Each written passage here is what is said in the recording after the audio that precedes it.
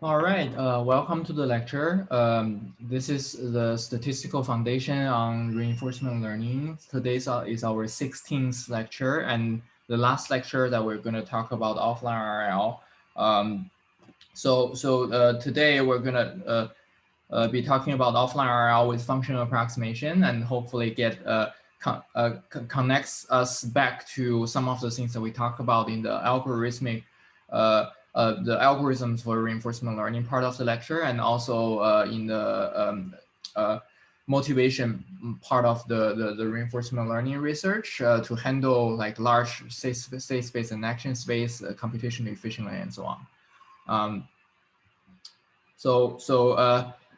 Before I start to talk about offline RL, I think there's a very important announcement to be made. Like, I thought about this carefully. Like, I couldn't find out a way that I can get like arrange the schedule that's fair to all groups, all project groups, because it's spanning across 2 weeks. So the earliest slot, like suppose we go by the original schedule, would be the next Monday, and the last group presentation would be on June the 2nd. So it will be like a too wide a window for me to make it fair to everybody. So you have time to complete your project and then prepare for the presentation and so on.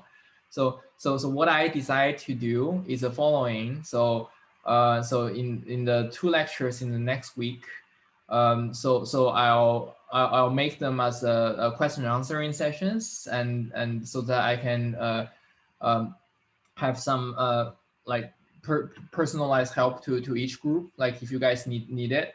So you could come and ask me anything, like regarding the homeworks, regarding your projects, and regarding your plan to do the presentation, or the general RL related research questions that you've discovered, right? So the sessions won't be recorded.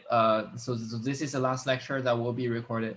And then I hope you guys agree with this, and I'll try finding a 4-hour slot that works for everybody in the class, to make the last lecture on June the 2nd to be a mini symposium. So everybody will be able to present their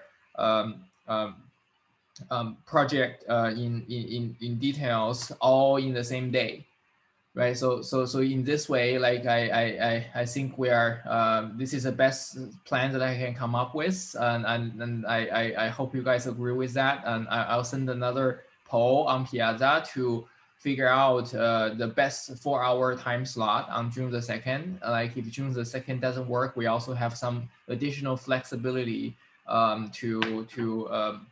for us to find like maybe another day within that week, so we can we can all like attend the session, and you guys can present the excellent work that you have done at the projects.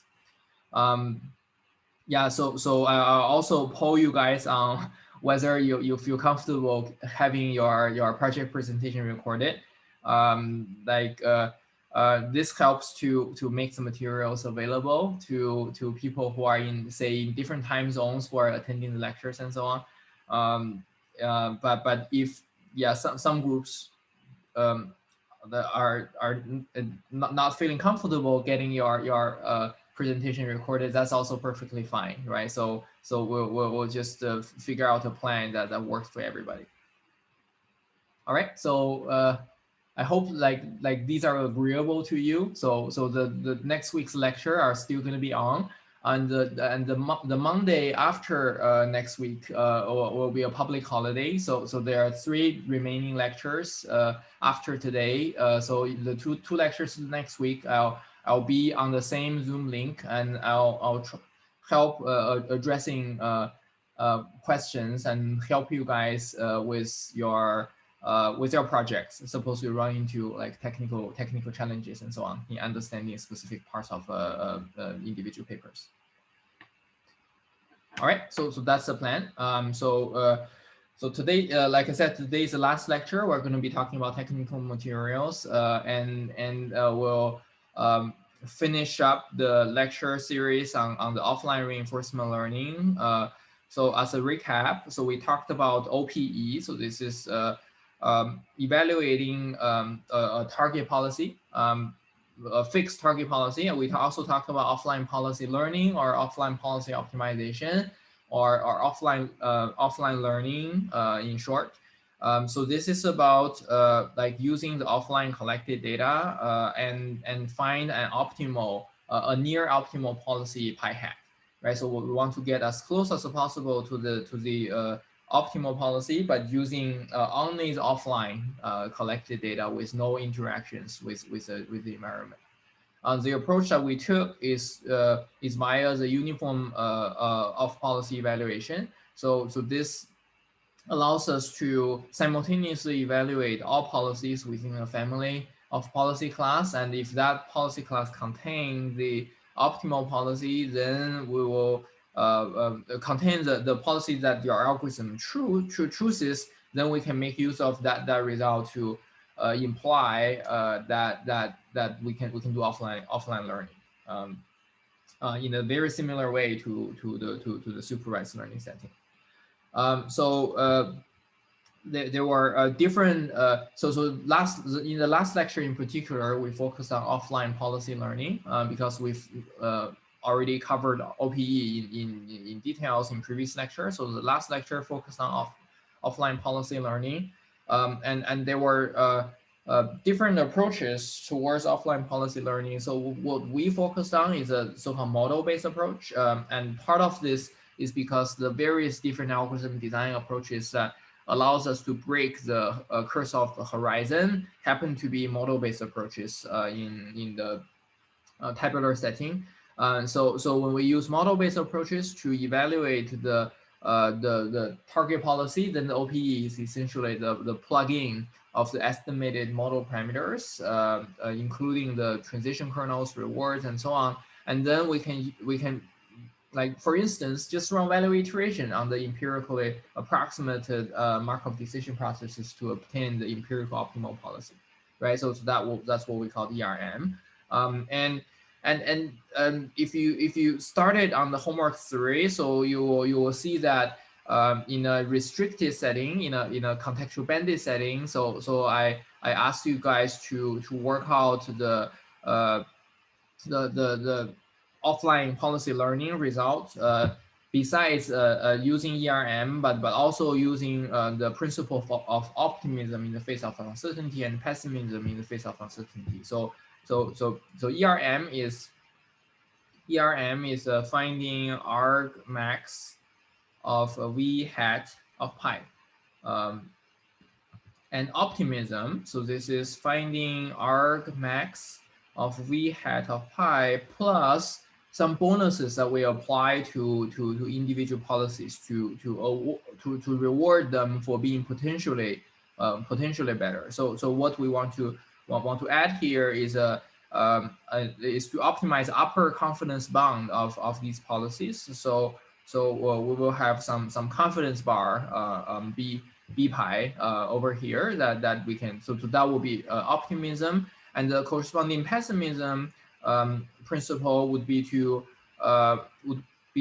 try to find policies where you remain pessimistic. You want to have like safe policy improvement.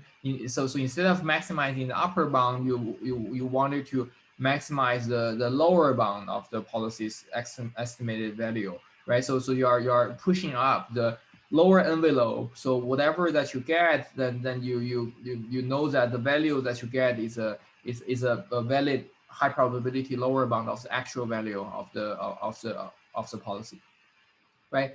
Either these two approaches have their own characteristics, and you'll see and get to discuss that in a simplified setting in homework 3. And notice that this only matters when b pi differs across different pi, right? Suppose you use the same uniform confidence bound for every single policy pi, then all these ERM, optimism, and pessimism, they are going to give you exactly the same result. On the other hand, when some policy can be estimated more accurately than other policies, then the optimism and pessimism and ERM, they become different, and they could potentially return different pi, and those different pi will satisfy different properties of interest. So these are things that you will get to learn by working out, I think, question 4 of homework 3. And what I didn't talk about are a couple of so-called model-free approaches in offline policy learning. So these approaches avoid the need of estimating the transition kernels altogether. Even though in the tabular case, they often reduces to implicitly estimating the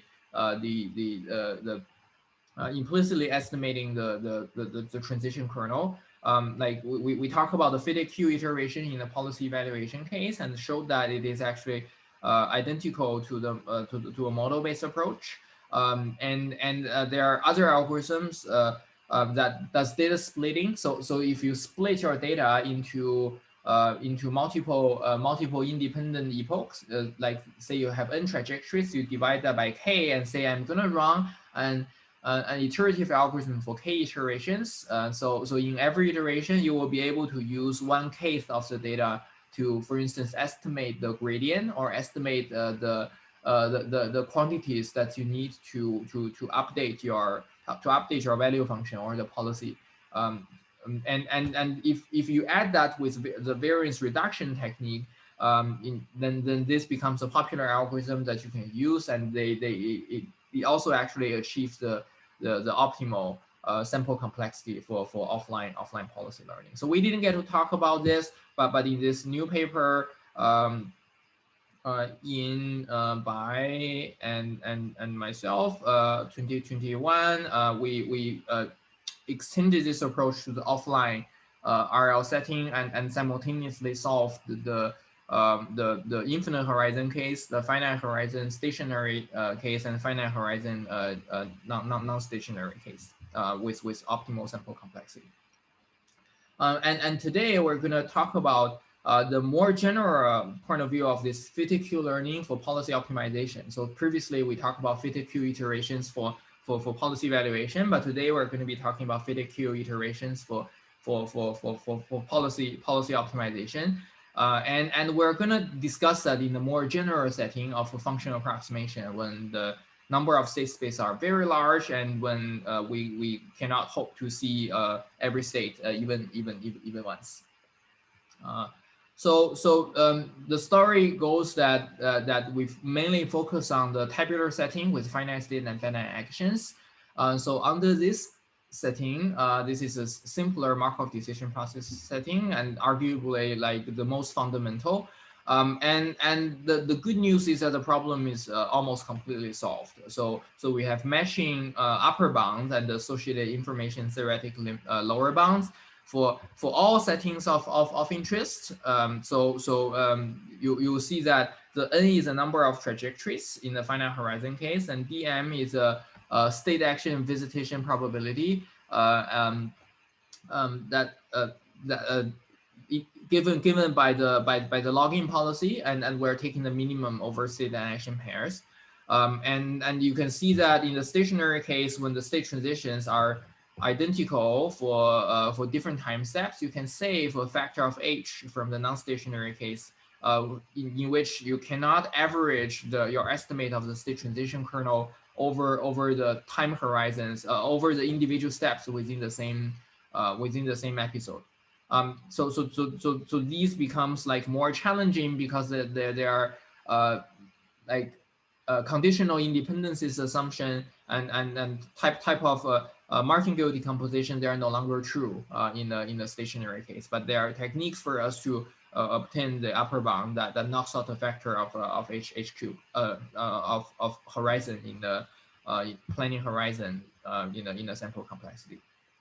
So this is something that we worked out last week, and there are also lower bound that says that this cannot be improved in general. So the infinite horizon setting is similar to the finite horizon case, and under a typical assumption of IID samples from the stationary distribution of the logging policy, then you can get this sample complexity bound with with n being so the n is roughly the if you say the 1 minus gamma inverse is one trajectory, right? For this to be comparable to the finite horizon case, you can divide the infinite horizon into little epochs where every epoch is of length 1 minus gamma inverse. And if you take that, this n is the number of steps that you take, the number of rounds of interaction. So roughly speaking, this is proportional to n times 1 minus gamma inverse. So you'll see that this sample this upper bound and lower bound of the suboptimalities that you obtain with n rounds of with n rounds of interactions with an environment, or with n transition samples as from your offline data set is like matching matching what you expect to get in the H horizon stationary case. Okay, so there's still a couple of remaining open research threads, even for the tabular case. For instance, like the least likable thing about this a bunch of theory is a notion of the minimax optimality, right? So the lower bound are stated for the family of all possible offline learning problems satisfying the exploration property having the exploration property larger than Dn. So of course, what these lower bounds are saying that they are pathological cases. They're instances within this family that no algorithm can do better than this quantity. But it doesn't rule out that there could be algorithms that can do substantially better than the worst case when the problems are more favorable.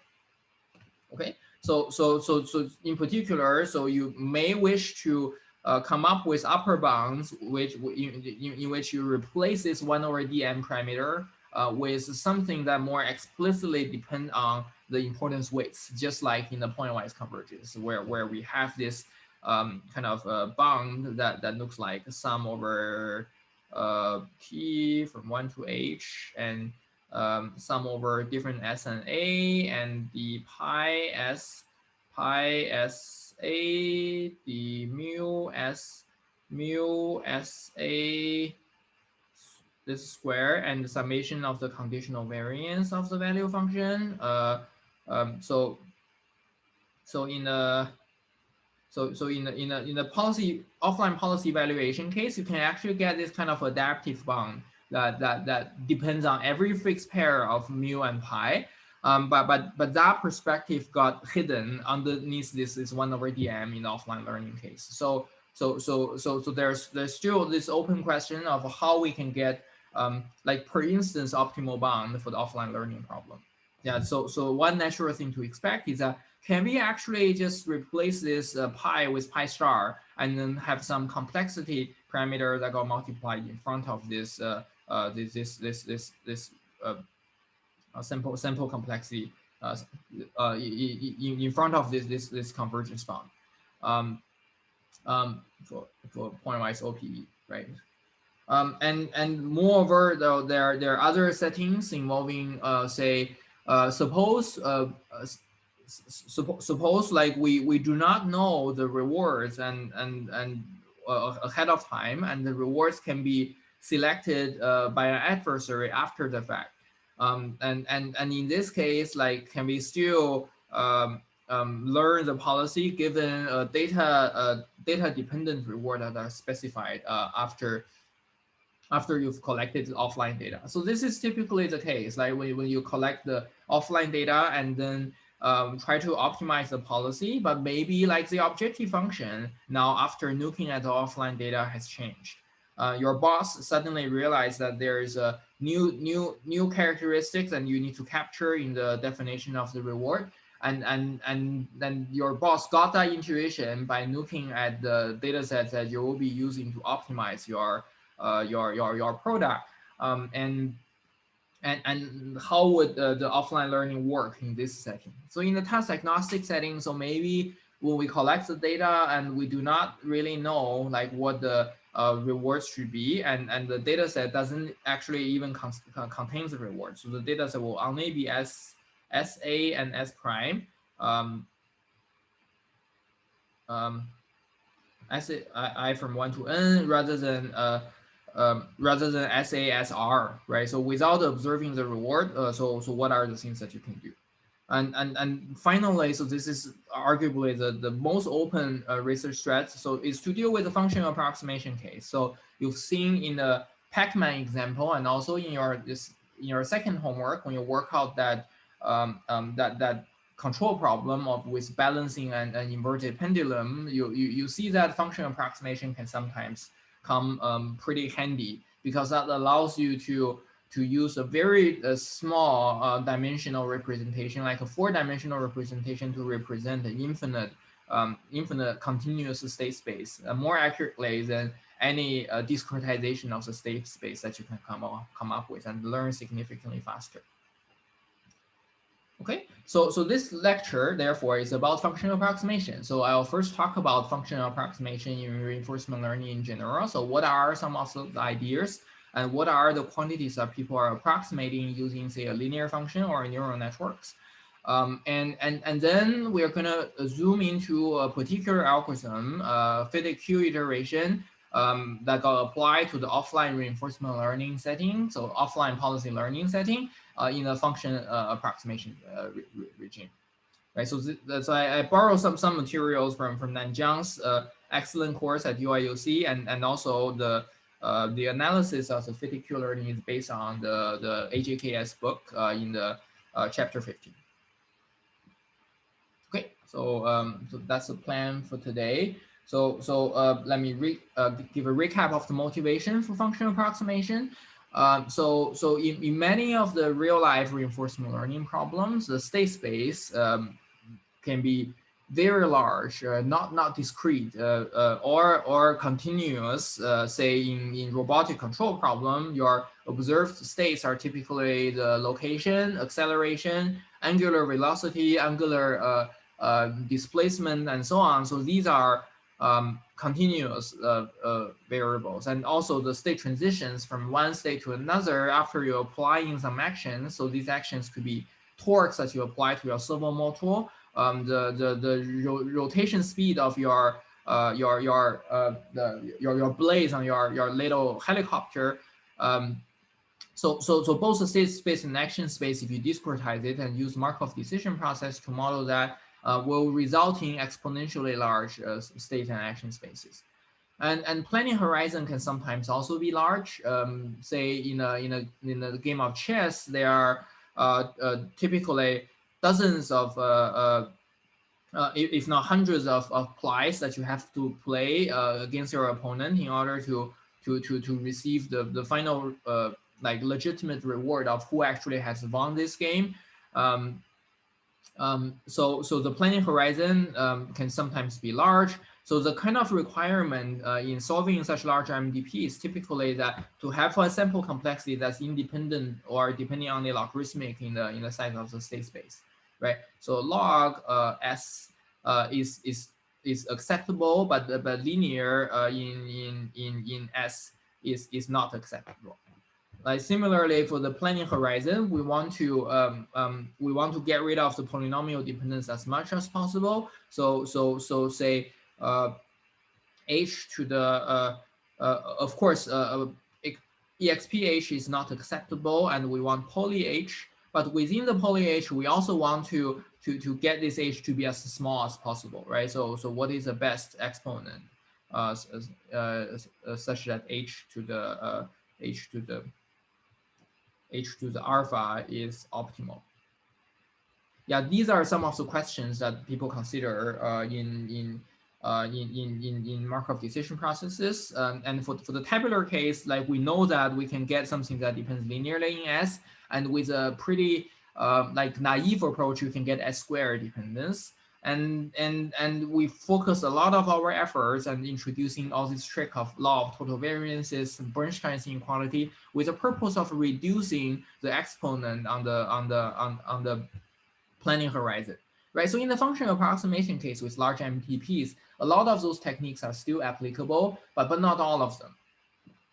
Um, uh, well, so the typical solutions to address this issue of an infinitely large or at least exponentially large state space and long planning horizon is to use a feature vector to denote the discrete state.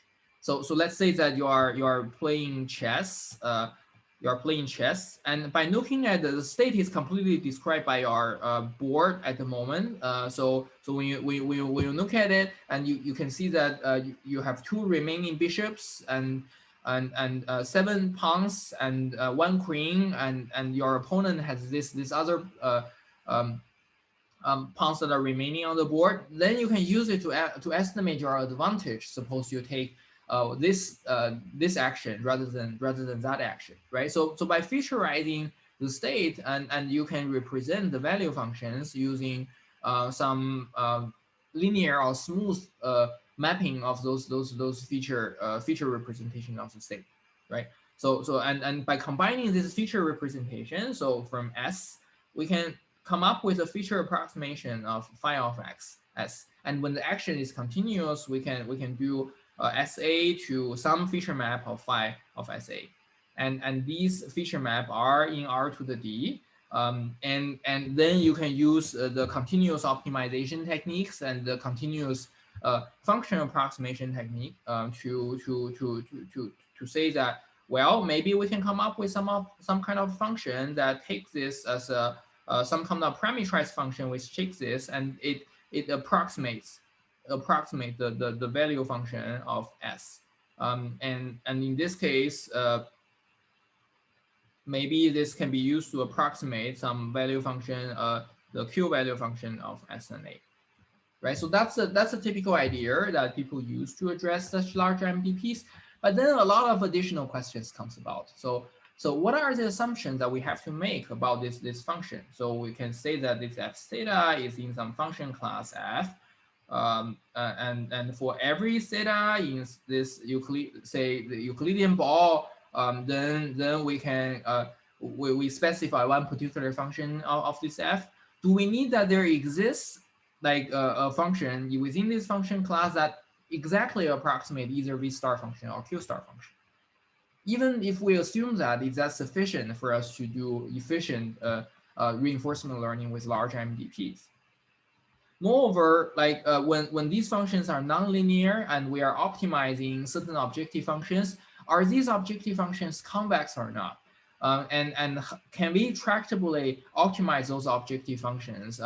And especially when sometimes we do not actually observe the objective function in the first place, right? So sometimes we need to like incrementally get certain aspects of that objective function through interacting with the environment. So in the offline data case, in the offline RL case, can we approximate the objective function uniformly for all possible f, for all possible theta, so that we know that when we optimize over this function class, then the resulting f hat star by optimizing certain objective function value can mean something to future runs of this game. Suppose you deploy that policy rather than only on your observed state action transitions in the so the same old machine learning problem of generalization would appear more prominent in this problem, since we need to deal with large and continuous function classes. On the other hand, there are also like additional issues of the reinforcement learning and Markov decision processes that are decision theoretic, that requires us to think carefully about how to collect the data. So there's components of active learning that's involved in this problem. So which action should I choose to plan to optimize this objective function well? And so to this active learning and experiment design, and in addition, there's this there's this problem of distribution shift, right? So the offline data is collected by one policy, and then the optimal policy might be very different from the policies that you apply to collect the data. Then in this case, what are the things that we can do? Can we correct for that distribution shift by importance sampling? Can we correct for the distribution shift using other machine learning techniques like domain adaptation techniques and data augmentation techniques and so on? So what are some of those tricks that can be used to solve these large MDPs and in the reinforcement learning problems? So when we do not know the MDP ahead of time, but rather have to learn the MDP and learn the optimal policy to operate optimally in this MDP simultaneously. So you can see a lot of the intriguing aspect of reinforcement learning is reflected in different subdisciplines in the machine learning in the different aspect of the machine learning research area. So after taking this course, and it really becomes not surprising why reinforcement learning has become such a hot research topic nowadays, after decades of development of these individual components independently without applying them to the full reinforcement learning problem. Okay, so that's the motivation. So now let's talk about how we like realize these two key ideas of approximating the value function using features. Okay, like I said, typically we assume that we have access to a function class, right? We have access to a function class, and this function class contains all the functions where the functions is a state action to some real value, and this real value we're hoping to find one particular function within this function class to approximate the Q function. So suppose the function class is everything, right? So it's everything that's not restrictive at all. And also suppose we know the underlying MDP, then the techniques that we learn to find the optimal value function is by running value iterations. And this is what Q value iteration look like. So with this tau denoting, so the fonts are slightly different, but they're the same operator, operator tau called Bellman operator. So it takes a function as an input, it takes a function f as an input and output another function. And this other function is by just substituting f to the Bellman optimality equation, right? So when we know the state transitions, then we can evaluate this expectation directly, and we know the reward function directly, and this Bellman operator is something that we can run. And we've shown that when we're discounted, then there's an additional discounting factor gamma here. And we've seen that this Bellman optimality operator is a contraction, right? So this is a gamma contraction. So we've seen that in gamma contraction in L infinity norm, which means that the f function value would converge to, suppose we run this for k iterations, the fk minus f, say f star, if f star if q star is inside this f, then f star is q star. Infinity norm is smaller than gamma to the k minus 1 of your initial say f0 minus f star L infinity norm. Okay, so the idea is that can we just run value iterations to the empirically observed MDP? Can we just run value iteration by solving the restrictive function class? Like even if we observe MDP, even if Q star is in the function class, right? So the first issue that we run into when apply this to a somewhat restrictive function class is that this Bellman operator might not actually return something that's within the same class, right? So if ft minus 1 is in the function class, after applying the Bellman operator, then the resulting ft might not be in the same function class, right? So this is one issue that if there is a projection operator somehow that we can apply to project whatever that outcome is to this f function class f, then we can ensure that at least we're staying with it within the same family. Okay, and well, so one particular realization of this approach, and also like the particular approach that allows us to use an offline collected data, this data set. So let's say that this data set contains samples of the state action transitions together with a reward. And then we've seen this from the previous lecture, that this is essentially trying to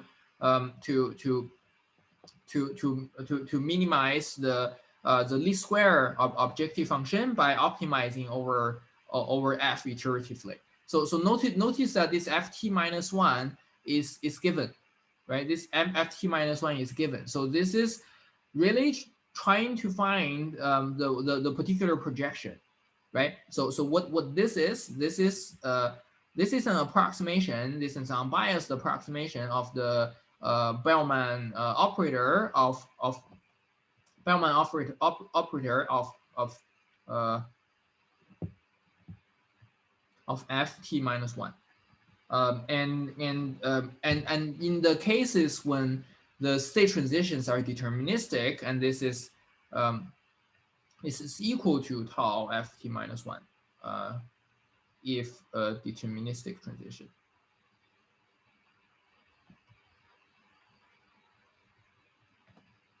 Okay, so what this is doing, what fitted Q learning is doing, is to project, is to find f such that it approximates this like value iteration, like in the least square sense, with respect to a particular norm defined by the distributions that are made available to you through this data set. Okay, so this is an empirical observed norm, and under this norm, we want to project this f to the closest update of the Bellman equation, of the Bellman operator output of the previous iteration. Okay, so optimizing this in general is non-trivial, right? So finding the minimum of this is non-trivial. In particular, now that you have this max, now that you have this maximum inside the square, well, yeah, I guess for the fitted Q iteration, this is fine because these are constant, and the fitted Q iteration is really just an iterative algorithm. But suppose this function class is a neural network, so even minimizing the least square objective is a non-convex optimization problem that is in general like very difficult to solve. For computation efficiency, typical ideas involve streaming through this data set and then run some stochastic gradient descent kind of updates, right? So you can think about this as a stochastic gradient updates on the supposedly objective function to minimize the Bellman the Bellman residual, in which case both this f and that f needs to be updated. But in the fitted Q iterations, in every iteration, we can simply run this SGD by optimizing over only the first f, right? So if we take the gradient of only this f, but not over this ft minus one, because we assume this to be an iterative algorithm, then well, if we just ignore the parameter on the second part of this equation, then we can get the update rule iteratively for solving this fitted Q, every iteration of this fitted Q FQI updates, right? So we've learned the semi-gradient updates. We've seen that this can be thought of as an approximation to the more general objective function of minimizing the Bellman residual by waving our hand and throw away the part of the gradient that's coming from this part that's not differentiable in the first place, and we know that running this recovers the Q learning in the tabular setting, and it also recovers the Q learning in the linear function approximation setting. Right, so it can be interpreted as a semi-gradient updates, and if we choose this f to be a family of neural networks to denote the value function network, then these update rules are actually very similar to to the popular DQN algorithm that had been used to tackle the many of those Atari games at initially. Yeah, so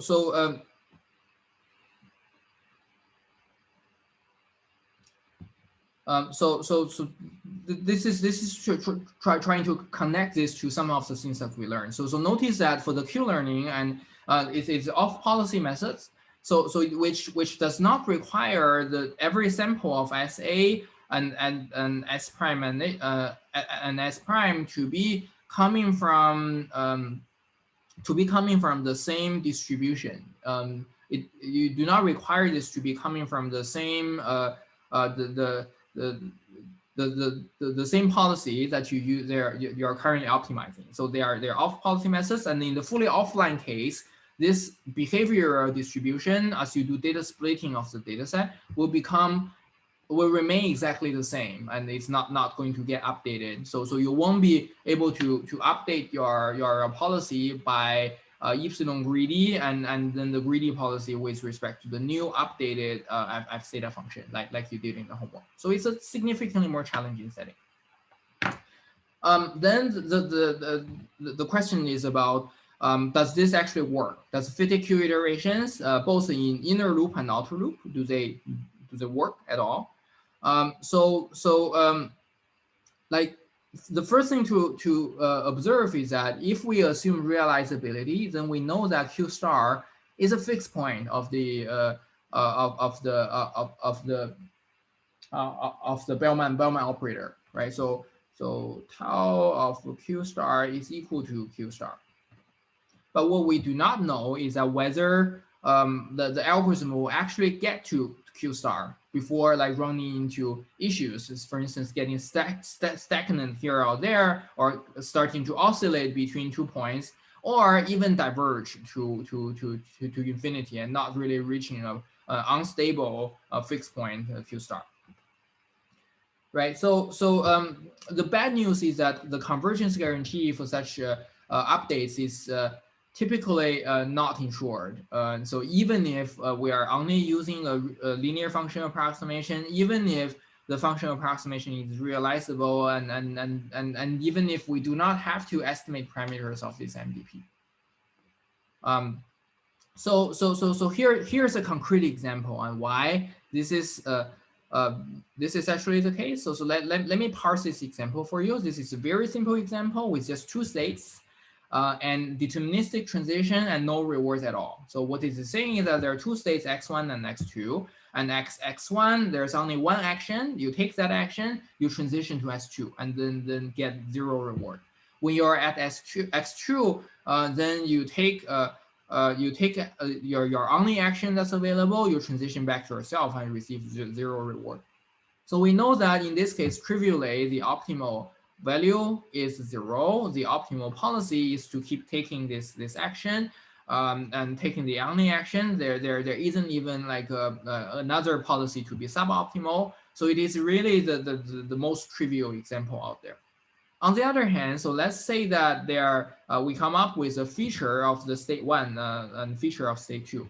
Let's say that the feature of state x1 is 1. So this is a one-dimensional feature. So in our previous notation, so this is S1, this is S2. Phi of S1 is equal to 1, right, in R of 1, and phi of S2 is equal to 2 in R of 1. So we have one-dimensional feature, and let's do a linear function approximation, right? So let's use a theta parameter to try to approximate the value function. And we know that this is clearly realizable because I can choose theta to be 0, and theta f of x is always equal to 0, and which is equal to the v star, also equal to the q star for all state actions, right? So in this trivial example, we have satisfied the realizability. We have satisfied that this is a linear function approximation, and this is a like very simple Markov decision process. Trivial MDP. But now let's try applying the Bellman operator on this, right? Let's try applying Bellman operator on this to see what's going to happen. So let's say that we initialize from some at theta, right? And we want to update this theta according to the data that we collect, right? And the data that we collect is 0, so r is 0. And then the least square objective would minimize these two quantities, and this leading coefficient half and 1, so they are the say the suppose we just collect 2 data points, and you visit this x1 for once, and you visit this x2 for 2 times. So that's say the marginal distribution that you get, right? So you, like in every episode, you always visit x1 once. Suppose you start from x1, and then you visit x2 twice. Suppose you get to x2 and take another action and get to x2, right? So when you take the average of the state distribution, so notice that this is summation over the data points. If you divide by the relative proportion, so you can see that the probability of is half and 1. Right. So what is this target? Since r is 0, so what we have is r plus the bootstrapping part of it, which we substitute this this f function into the expression, right? So there's no action, so max over this f will just give us what it is. Then what we can get is that this is our value function approximation from the previous iteration. And the reason why it is only fx2, right? In both cases is fx2. Why is that? That is because we have collected data of x1, x2, 0, x1 like the trivial a, and x2 0, and the second data point is x2 like action x2 0, right? So by plugging this data set into here, then we know that it is deterministic transition into x2, so we should substitute in f2 here. Okay, so now we get the final update rule here, and we can try to minimize this, and this is a quadratic function. We can simply take the gradient and assign it to 0, and when we take the gradient and assign it to 0, we get this equation, and we got the update rule. So when we follow the physics Q learning, then theta k becomes this factor that's larger than 1 multiplied with gamma times k minus 1. So when gamma is close to 1, then this actually diverges. So even though the optimal parameter theta is 0, so not only this doesn't converge to the optimal solution, it also doesn't converge at all.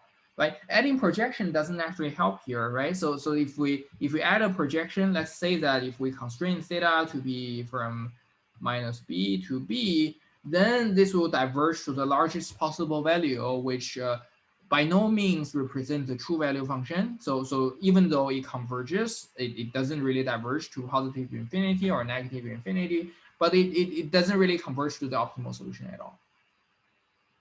Yeah, so I hope this example illustrate the challenges of running such iterative algorithms in addressing the function approximation case of Markov decision processes in the large MDP setting. So the alternative is maybe let's not use, maybe it is an issue of this iterative algorithm. So maybe what we should do is to just directly minimize the approximation of f that minimizes the Bellman error or Bellman residual, right? So let's maybe simultaneously optimize over this f and f on the right hand side with or without the square, right? So it doesn't matter. And this norm can be denoted to be the norm that's induced by my observed data set. Okay, so of course in practice, we don't really have access to the transition kernel, and all we have are samples from these state action transitions. So what we can do is to substitute this this transition kernel with with just this random sample of S star. So notice that what this is. This is a certain norm of SA with some coefficients SA, F of SA minus R SA plus gamma expected value of S prime transition SA, F of S prime A prime, and max of A prime, right? So this is what this objective function is about. On the other hand, in practice, we cannot really evaluate this expectation. So what we can do is to substitute this S with a single sample here to approximate this expectation, right? So that gives rise to such a Bellman residual minimization objective, and we want to minimize F in this function class. So one may ask, does this change anything? Like, does this finite, like single sample approximation to the objective function, like if the number of data sets gets really large, so this is summation over SA S prime R in the data set. Suppose the size of the data set goes to infinity. Does the solution coincide with each other? So are the two solutions identical to each other? Yeah, this it turns out that it's really not the case, right? So what we can do is to add or remove this quantity, right? So we can add and remove this quantity,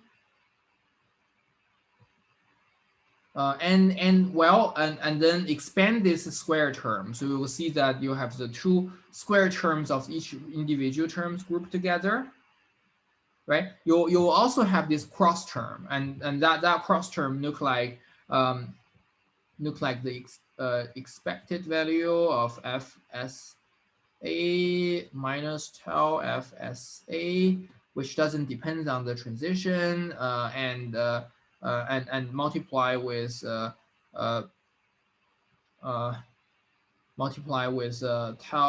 FSA minus R plus gamma max A prime FS prime A prime.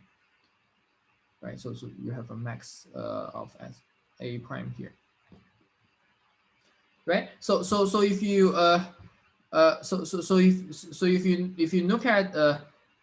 if you look at this, like this term, you can condition on SA, and then this term is only random due to the state transition S prime, and since this is an unbiased estimator, and this becomes 0 after expectation. So after taking expectation, it just decomposes into two square term. But the second term is not really a constant. It depends on F. It can be a non-trivial function of F. So if we are able to minimize this objective function, which is the objective function that we have as a number of data point goes to infinity, it's not the same as directly minimizing the first term of this decomposition, which is what we want in the Bellman residual minimization. Okay, so how can we address this issue? So in some situations, when you actually have access to this simulator, then you can actually generate two samples from the same distribution. Yeah. First of all, if you have deterministic transitions, then this is not an issue because this and that, they are identical to each other. Okay, and the second term is constant at 0, and this is the right objective function to minimize. On the other hand, suppose you have stochastic transition, then this is like indeed a substantial issue in both the theory and practice. So what you can do, like the first workaround of this problem is to get two samples from the same state transition. So if at every state action pair, instead of drawing one sample of S prime, you can draw two samples. Then you can split this square term, right? You can split this square term into a product of the two things separately, right? And the expectation, if you take the expectation in the outside, becomes the expectation of these individual components. And you can see that because of this change, then this becomes unbiased estimator to the original objective function. Right. So this is like this is nice, and in cases when you actually have access to a good simulator, you can generate more than one sample from the same state action pairs, then it works. Similarly, if you can visit the same state again and again and again, as in the tabular case, then this works. But in general, in the large MDP case, the state space is astronomically large, and we cannot hope to visit the same state ever again. So in most cases, so we'll never really have more than one samples from the same state action transition. So this problem is called the so-called double sampling issue in the reinforcement learning with functional approximation. And there had been a lot of work that tries to come up with interesting approaches to address this issue, so that you can learn with only one sample. Another approach to get around with this issue is to reparameterize the problem a little bit by introducing an additional function, so that you need to solve a minimax optimization problem again. So you need to solve a saddle point problem, which min over one policy function class and max over another function class. So the idea behind this is that suppose for every f, right? Suppose for every f here, then there exists such a g that you can that you can make the expected value of the right hand side a constant, right? Suppose for every f, then there exists a function g that you can use to approximate the expected value of r plus gamma max f s prime a prime. Then for any f, then this g serves the purpose to make the second term completely flat as a function of f. In the sense that when you change f, the expected value doesn't really change at all. Therefore, this part is non-essential for the whole optimization problem. And solving this minimax optimization problem is the same as solving solving the minimization problem. Suppose you only have the first term. Okay, so this is yet another idea. But the issue is that we like, how are we supposed to know whether this g is sufficiently whether this g is sufficiently expressive to express this tau of f for any f. Like if this g is not expressive enough, then we run into issue of underestimating this Bellman error. So we could get something that's even negative in this case, and it makes it very difficult to interpret what like how good the approximation we're getting for solving this large MDP planning problem. Okay, so as a quick checkpoint, so far I've talked about the idea of approximate the Q star function using a pre-specified function class, and the idea is that maybe we can try to search for the best functional approximation that minimizes the Bellman residual, and we talk about two approaches of solving this problem. The first is an algorithmic extension of the value iteration, and then we run into issues of what if the output of the Bellman operator like isn't in the same function class, and what we can do. And the solution to that is to somehow use fitted Q iteration by projecting it in every iteration to the actual function class. But that has its own issue, because doing that without the projection, we'll run into we'll run into convergence problems where the iterates will not really converge to the optimal Q star function, even if the optimal Q star function exists, and it will not converge to like when even when we are doing projections, then maybe the solution that will converge to is extremely far away from the actual Q star function that's representable within the family. So on this front, it is I wanted to say that it's really still a very active area of research. It has been studied for decades, but still the people are coming up with new ideas in solving these large MDPs with better and better functional approximation technique and better way of addressing this double sampling issue and making progress in both theory and practice in improving the sample complexity under different assumptions and to crack new problems using related algorithms under the both online and offline settings. So from what we observe in the empirical work in the deep learning and deep reinforcement learning literature, it seems like if you at least if you have access to simulators, so these are the cases when you are, say, in the game of Go, or when you are in a deterministic situation in chess, in Go, and when you have a simulator, say in the backgammon or in StarCraft and so on. So many of these standard techniques to resolve the double sampling issue, like, could potentially lead to highly effective algorithms that you can use to learn interesting policies that solve major problems, major planning problems, and solve AI problems that beat humans in yet another game that exists out there. On the other hand, like in practice, when you are trying to apply these approaches to cases when you actually do not have access to such a simulator and can only have like one sample at every given state action pairs, then this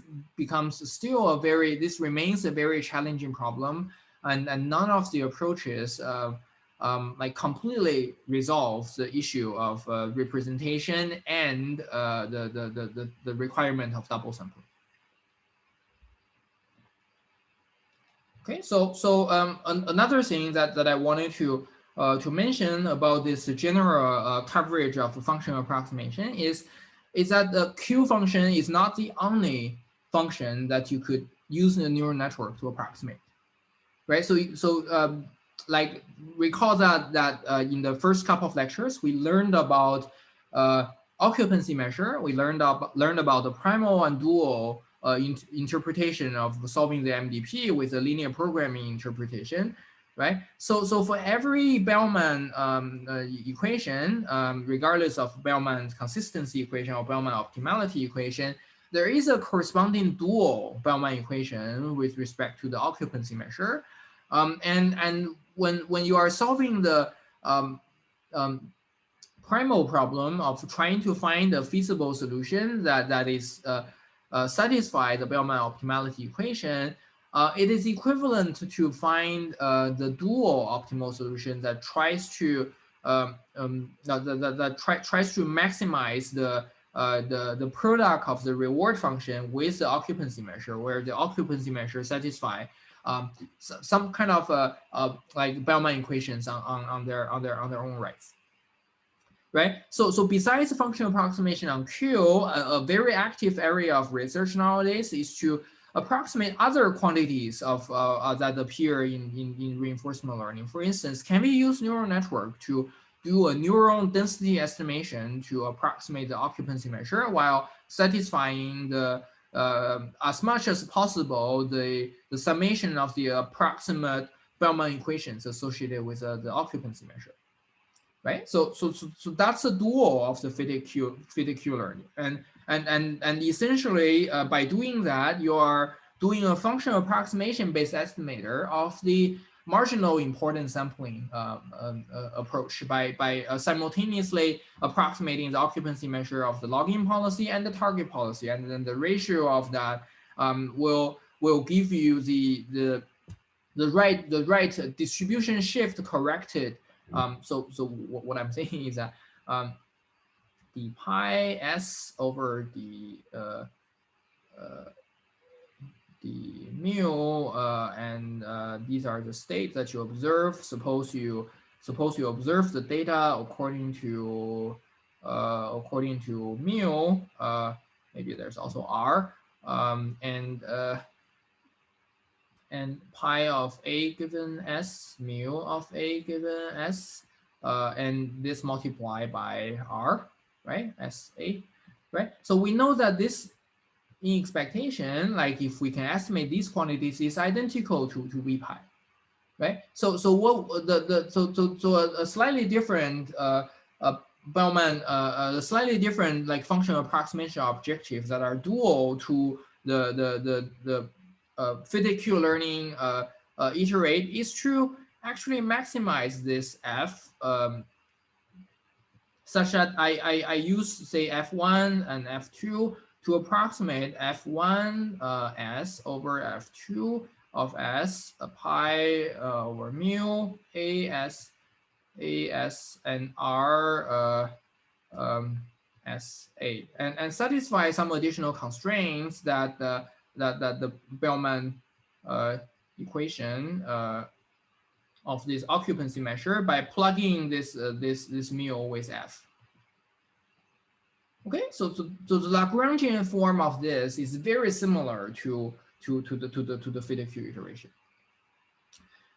Like a better idea might be like, how about we directly approximate these importance weights directly. So instead of approximating both the numerator and denominator with a risk of having the denominator being close to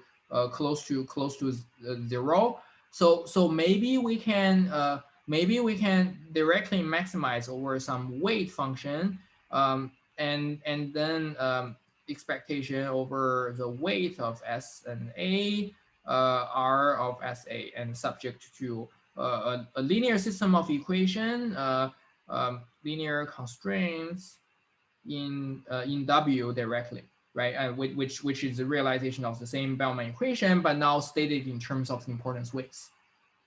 Right, so these ideas are now like very popular and very in the reinforcement learning, more recent reinforcement learning literature that sees a complementary set of benefits comparing to approximating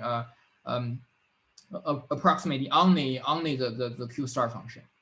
So notice that you can also do both at the same time. You can simultaneously approximate the importance weight, the occupancy measure, and approximate the Q function, and that will have the benefit of like sometimes resolving the double sampling issue. And I encourage you to look at the recent papers such as dual dice, and there are a lot of extensions of that, and papers like breaking the curse of horizon.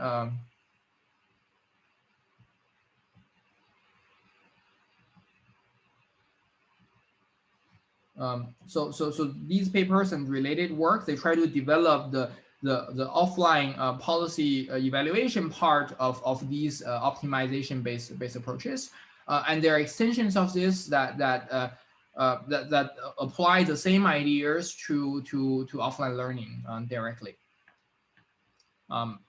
Yeah, and I'm not entirely sure whether some of these methods had hit the deeper RL literature. If not, so these might be low-hanging fruit that the practical-minded people could try using these methods to solve the practical problems better. All right, so in the remainder of the lecture, I'll give a like somewhat more detailed theoretical analysis of the fitted Q iteration under a set of reasonable assumptions.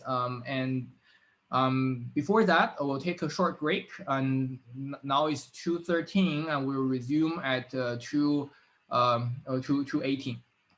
Yeah, see you guys in a bit.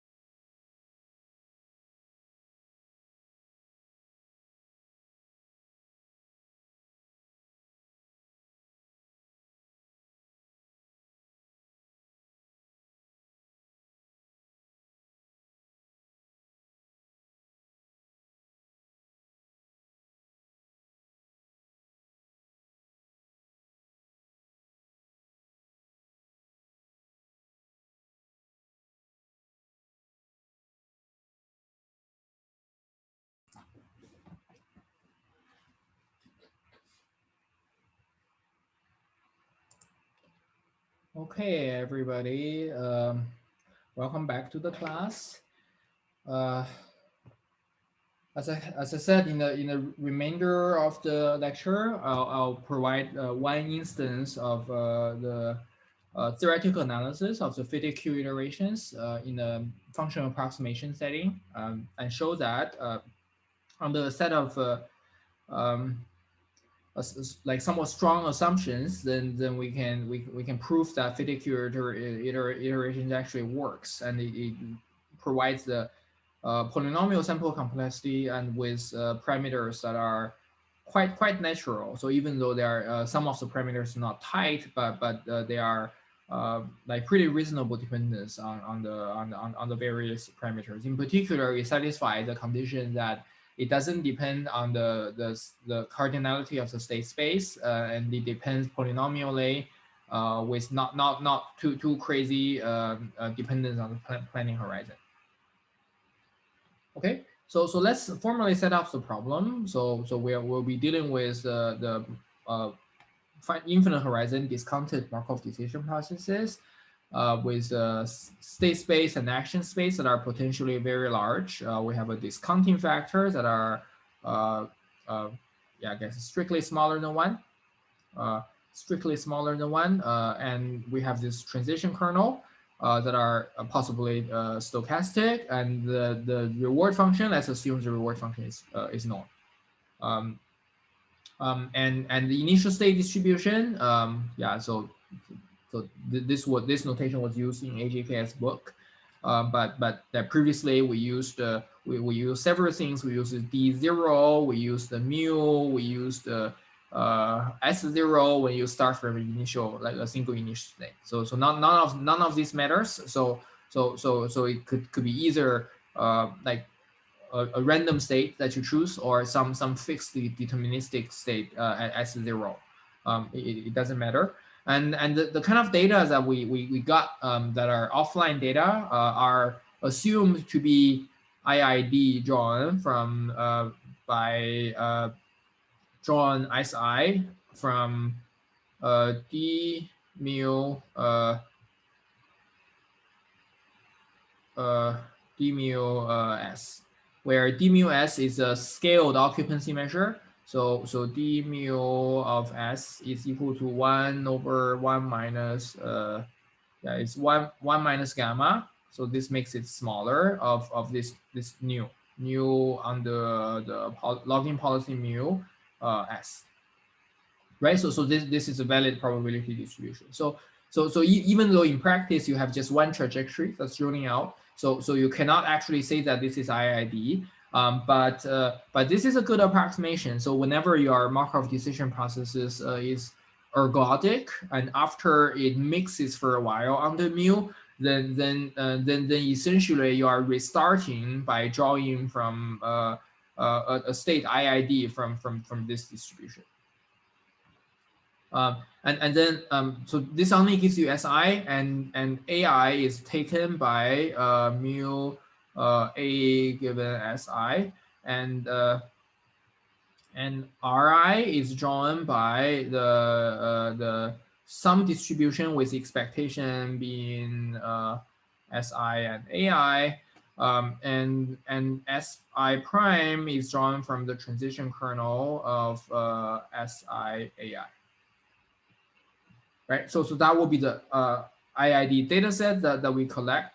So each S is independently drawn, and everything else is the one-step transition, one-step transition that gives us both the action reward and the next state of interest.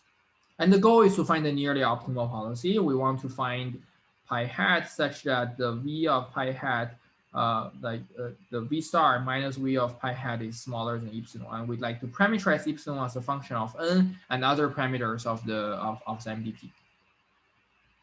Okay, that's the problem setup. And there are a couple of assumptions that we need to make, right? So let's go over them. So we have access to a function class in this case, and let's assume that this function class is realizable. So for now, we will assume that this function is is realizable, meaning that the Q star function is inside this function class F. Yeah, we also going to be making like a simplifying assumption that the cardinality of this function class is finite. It's a large but potentially finite number. So we can apply union bound. We can use a union bound argument to deal with that, rather than going the more complex route of using the VC dimension or covering number arguments. But yeah, this is not the limiting assumption. Like moreover, so as in all offline learning problem, we need to make some assumption about exploration. So previously we've been assuming that the mu of SA is larger than dm for all S and A, right? So this is our assumption. This was the assumption that we used in all previous lectures. And now when S and A is really large, right? And if S and A are deterministic, this becomes no longer a reasonable assumption to consider, right? Because in this case, even if you uniformly explore S and A, right, this dm will be exponentially small, will be depends on 1 over the cardinality of S. What you can do instead is to assume something else, right? So let's say that this is a density function, and if you have a density function, then this density function can be something like a constant, even if S and A is a continuous space. And a typical assumption in this FQI analysis it's called uniform concentrability. So concentrability says that for any other policy, so this policy includes even non-stationary policies and non-memoryless policies, and for those policies, they need to be for those policies, and the marginal state action visitation distribution over the state action visitation distribution induced by your logging policy. And it's a ratio, right? You can think about this as a marginalized importance weight. So this importance weight needs to be bounded from above by C for all state and action, and for all state action and all pi. Okay, that's a second assumption, and both of these two assumptions are quite strong, but in some sense needed for us to identify the near optimal policy using the function approximation approach.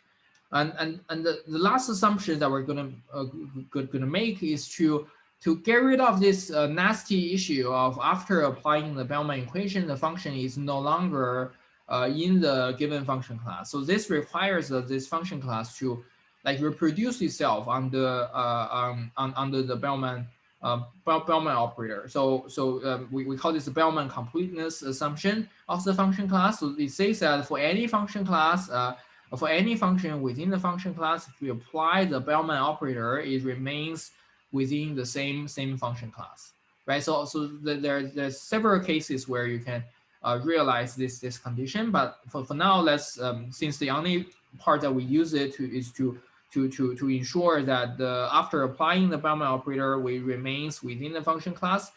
So this assumption can stay abstract without us instantiating the function class to be specific choices. Okay, so these are the 3 assumptions. And let's have a quick recap of the algorithm, so you remember like what we are proving about. So the fit Q iteration algorithm, you initialize at any function f0 in the function class, and then you follow this. Then you basically follow this update equation by iteratively update your function f t-1 into ft by minimizing the by minimizing the Bellman residual, but with a bootstrapped version of the future reward estimate based on your current ft-1. Okay, so the only argument in this optimization problem is this f, and all the others are constant. So this is a least square approximation problem that can typically be efficiently solved if your f, say, is linear. And more generally, you can use, say, Gauss-Newton method or Levenberg type algorithms to solve this pretty well and efficiently in practice, even if the function class is non-convex. Yeah, although in the worst case, this is still like a strong oracle to make assumptions about.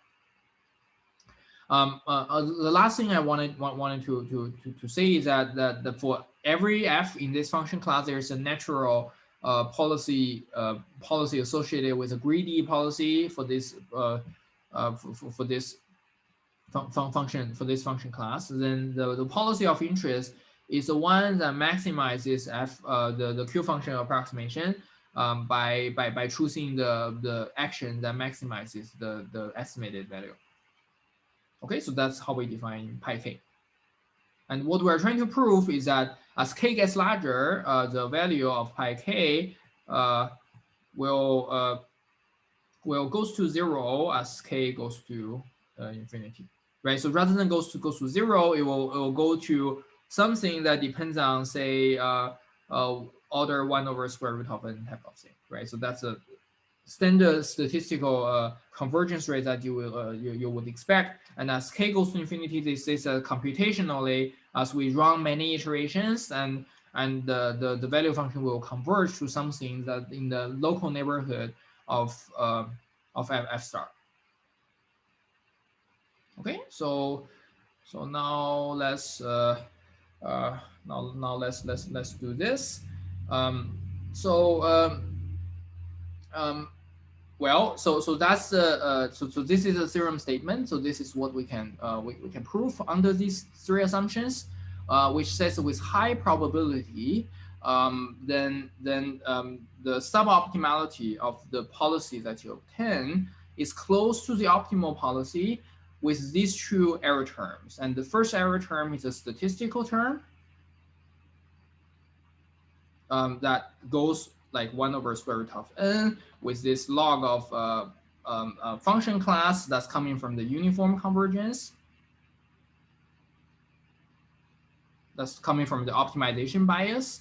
And with this term that depends on the with this term that depends on the planning horizon h. So recall that this is 1 minus gamma, inverse is roughly h, right? So if we compare and the second term is the optimization error.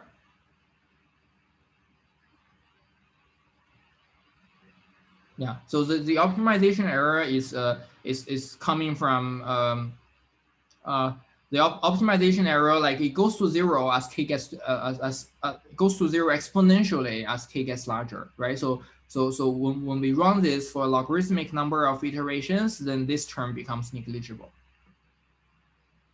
Okay, so we have a nice decomposition of the suboptimality into statistical error and optimization error. So in a more general case, like suppose we also do not assume the realizability type of assumption, then sometimes there could be another like error term that appear, right? So that's the approximation error, which says that for the best f star in f, there's still a gap between this f star and q star, and then by this function, and I guess by this q function Q function error amplification lemma that we learned before, then like suppose we can identify this f star, that's the best approximation, then there will be another approximation error of such form that appears in such regret bound. But since now we are assuming that f star is the function f is realizable, then this becomes 0 in this case.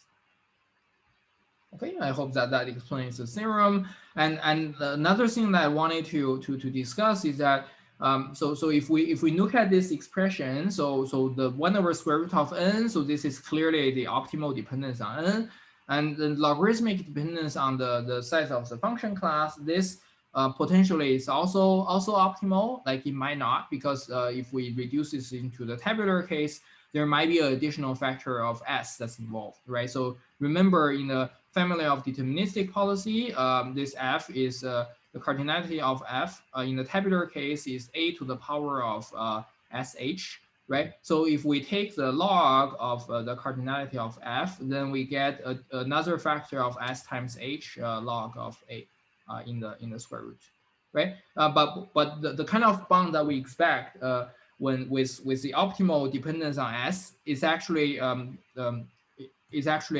h yeah, in the stationary case is h squared over n, yeah, actually h cubed over n, since n is equal to n times h, so this is the total number of steps, multiply with dm, and we can see that 1 over dm is roughly the same as c, right? So this additional factor of c versus this 1 over dm, like they could be connecting to each other. So as we can see, that having this h cubed term outside the square root means that this bound might be loose by, say, a factor of s and a factor of h to the h to the cube in the square root. When applying this result to the tabular setting.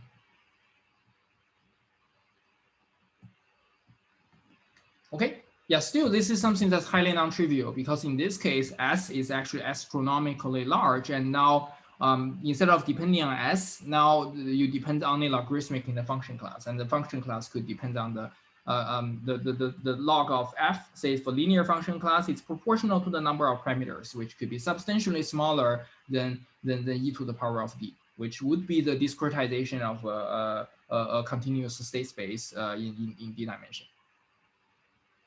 All right. So how does this work?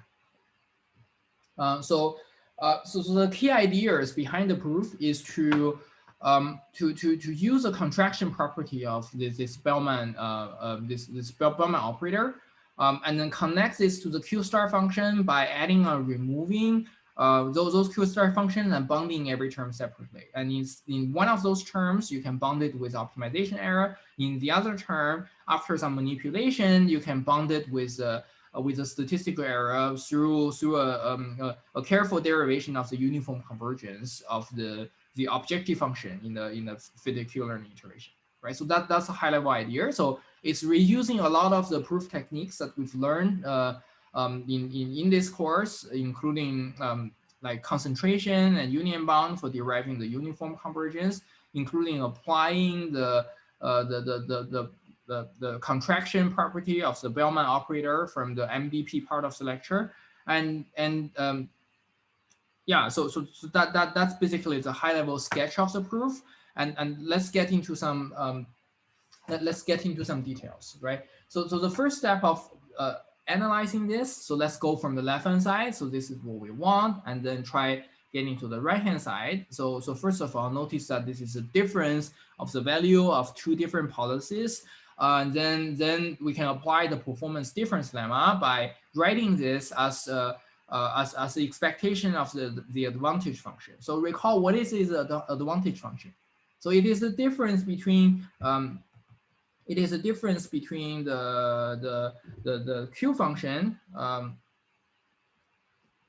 Suppose you take the action according to the optimal policy, minus the Q star function. Suppose you take your action according to your policy pi k, right? So that's a so this divide minus that is a so-called advantage function. And what does the performance difference lemma say? So the performance difference lemma says that you roll in, right? So you roll in with pi k, with your policy, and then you roll out with the optimal policy, right? Versus you roll in with your policy pi k, take your action, take one more action according to your policy pi k, and then roll out with the optimal policy. And then taking the expectation of these one-step differences actually gives you the differences of the entire performance of the algorithm. Right? So this is not surprising because all the different steps and all the future rewards are already encoded in this occupancy measure and in this scaled occupancy measure. And notice that the scaling factor here, right? So if you don't have this, then this S will be drawn from this occupancy measure. But in order to make this a probability, we multiply both sides by 1 minus gamma, and then this becomes like a valid probability that we can define the expectation of, right? So that's the first step. And the second step is, as usual, adding and removing stuff from what we're trying to bound. So we'll add and remove things that we're trying to relate this Q star function to, which is our f of k, right? So let's add remove f of k.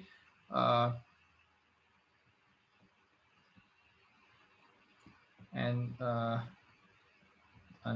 remove fk of s, pi k of s plus fk of s, pi k of s, and minus q star s pi k of s. Okay, so these two are what we're gonna keep, and the one in the middle, So notice that pi k is defined to be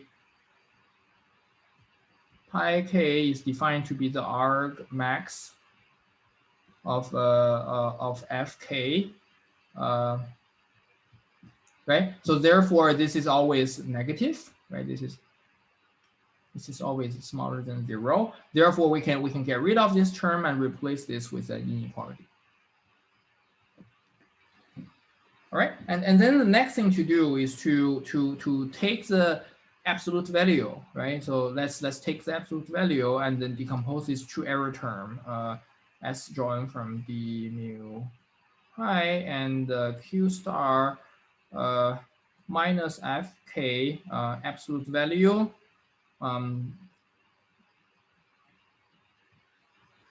Okay, and plus the es drawn from d pi k. Yeah, in fact, this is state action distribution, so I have to also multiply with pi k. Okay, and this is the last term, so this will be fk. Yeah, so since I'm taking absolute value, it doesn't matter. So q star f minus fk. And now this is under the distribution of s of evaluated as pi k s. Okay, so this notation means that I'm taking the absolute value of the function before passing in the same argument to evaluate them. And by by the moment inequality, we can bound this by yeah. So actually, this Jensen's inequality, we can bound this by the square root of e of s d pi k and q pi minus fk square evaluated as pi star of s plus the square root of es drawn from d pi k q star minus fk square s pi k of s. Okay, so to simplify the notation a little bit, so I'll define this norm to be q star minus fk under 2 norm, right? Under the square 2 norm under the measure of d pi k, and over here, so by the same notation, this will be the q star minus fk 2 norm. So without the square, due to that square root that's taken outside, d pi k pi k.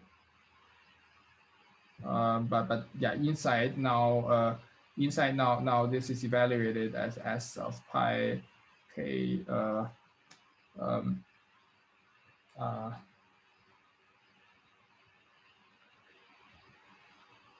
uh,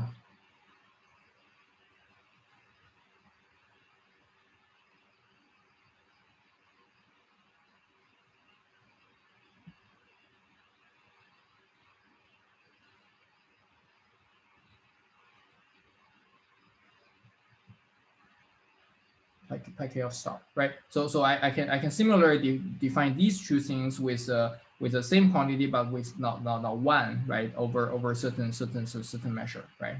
So the basically this is saying that with this expectation, this true norm is larger than that absolute value bound after the square.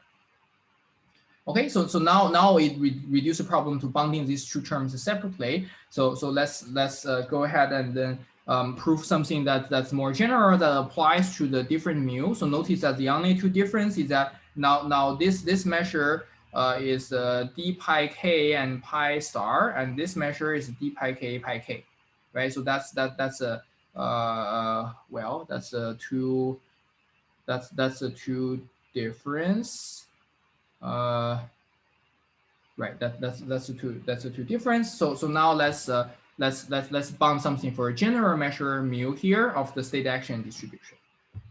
Okay, for this we can further decompose it by adding and removing the Bellman operator from the previous iteration, right? So we introduce this by adding and removing that, and then apply the triangular inequality of this norm. And then the next thing that we can do is to so let's retain the second term, and let's substitute the definition of the first term, and then apply the contraction property of the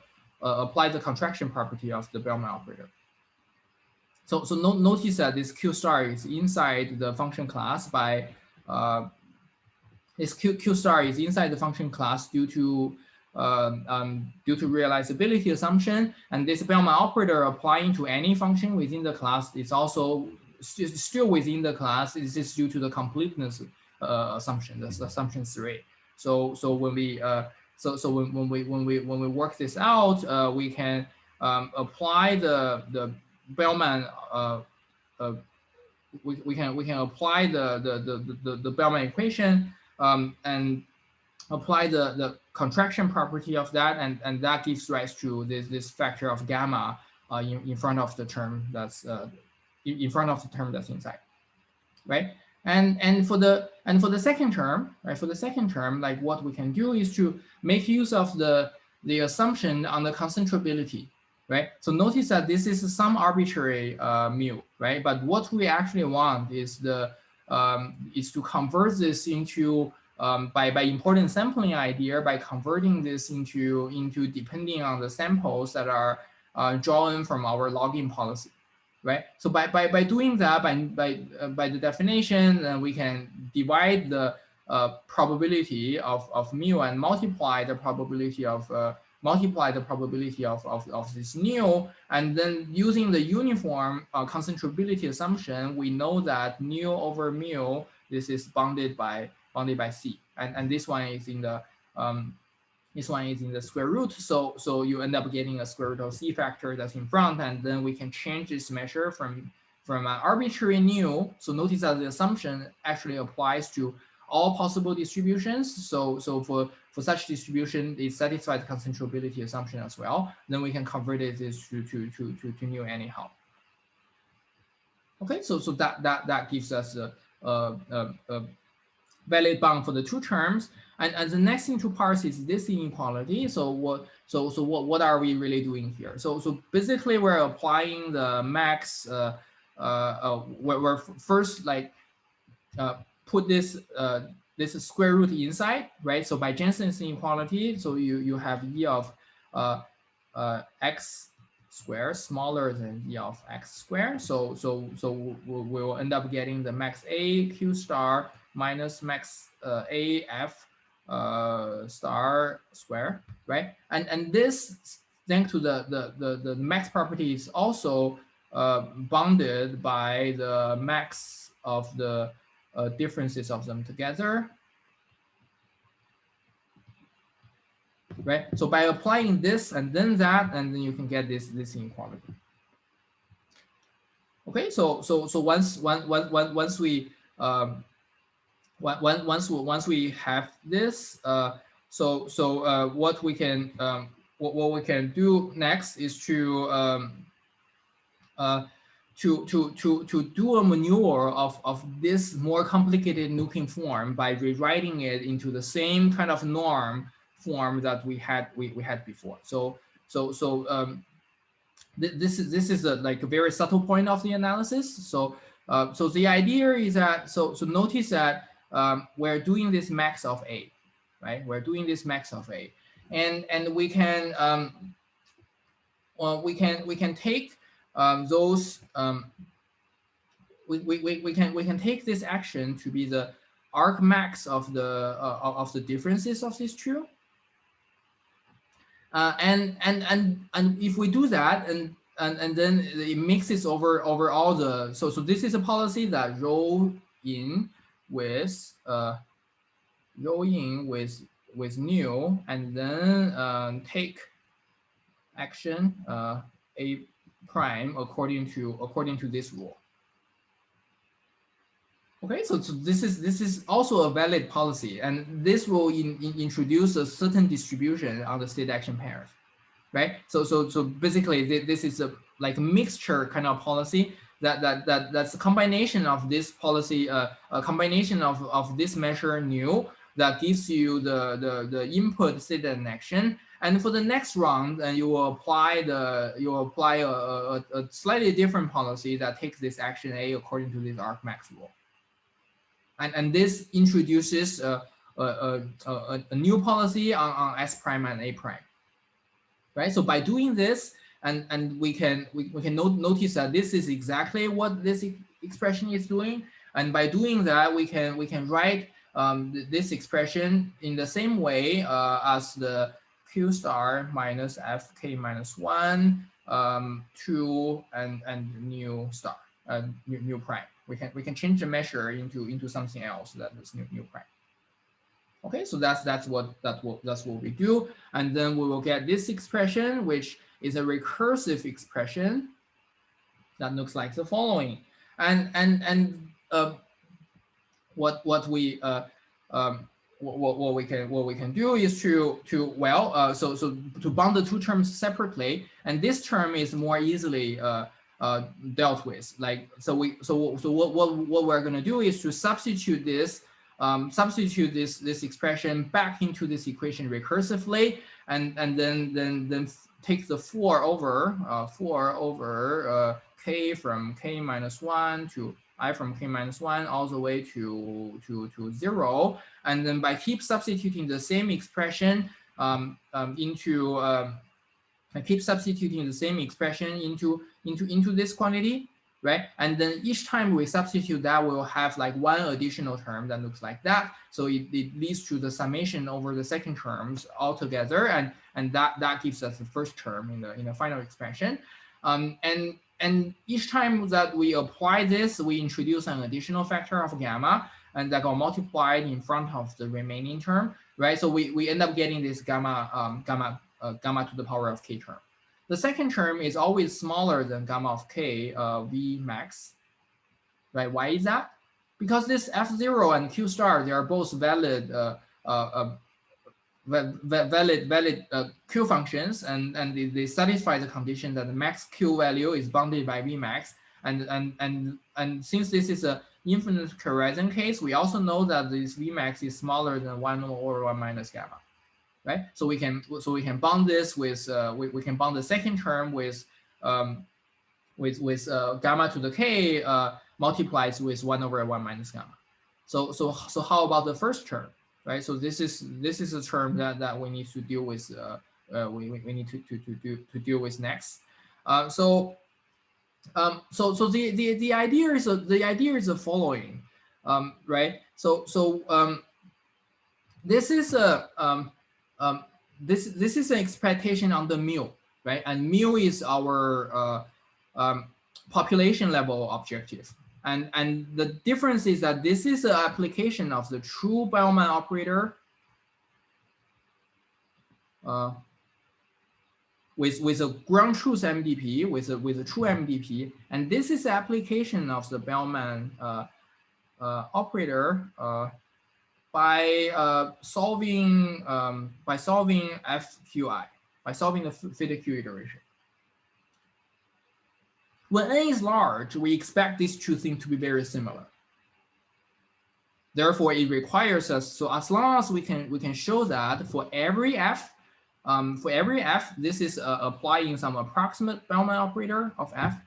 If for every data chosen, data dependent f, that we can apply the approximate Bellman operator and the actual Bellman operator, they end up giving us like about the same function, then we are in a good shape, right? So that's the idea, and that's how we reduce the problem to a uniform convergence problem. And the reason why we need to use the uniform convergence, because these quantities are data dependent, right? So let's say that we have a like uniform convergence that's already derived. We can substitute into that and then replace this expression with the bound that depends on like 1 over square root of n, together with this blow up of a log of the cardinality of the function class over delta, like from union bound, right? And that together with a geometric theory of calculating this summation of gamma to the k will give rise to this additional factor of 1 over 1 minus gamma. So ultimately that leads to the bound that we were hoping to derive. And the additional factors of 1 over 1 minus gamma term are coming from the error amplification from the conversion of the approximation to the Q function to the approximation of the policy. Yeah, that we have already learned. So I'm not gonna be proving the uniform convergence to you, but the idea is really like a lot of things that we've learned, and together with something that we haven't. So it involves applying the Bernstein's inequality and union bound. It involves us to calculate the boundedness of such random variable, and this random variable is the individual